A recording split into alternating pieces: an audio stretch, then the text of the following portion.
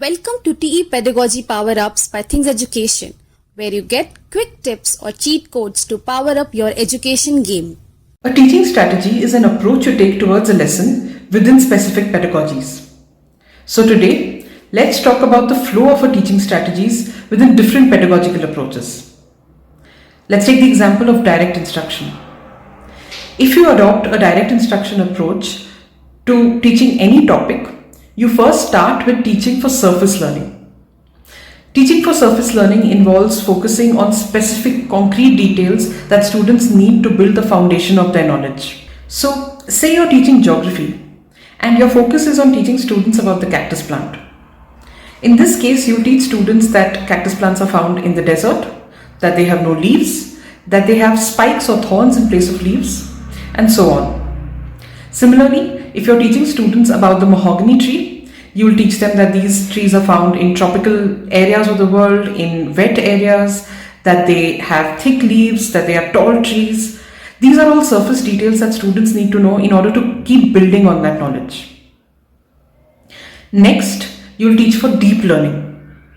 When you teach for deep learning, you teach to build connections between different ideas. And this is not possible if surface learning is not present, if students don't already know the specific concrete details about these different types of plants.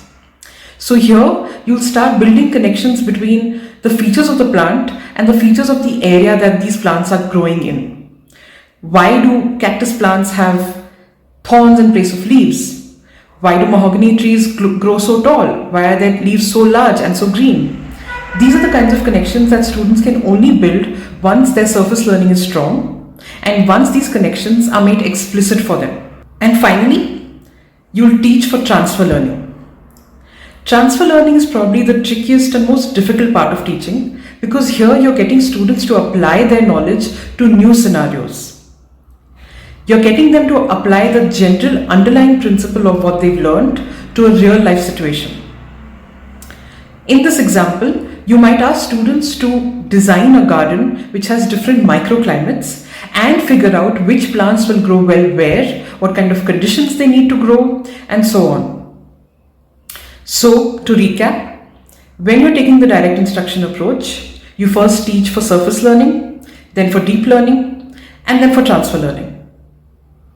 On the other hand, if you're teaching using the inquiry-based approach, you start by getting students to think about applying knowledge to different scenarios.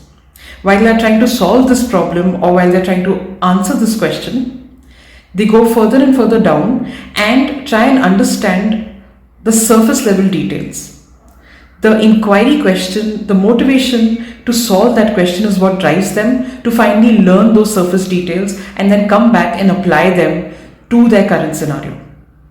So that's the flow of a teaching strategy, and these steps are important to keep in mind as you try out different pedagogical approaches in your classroom.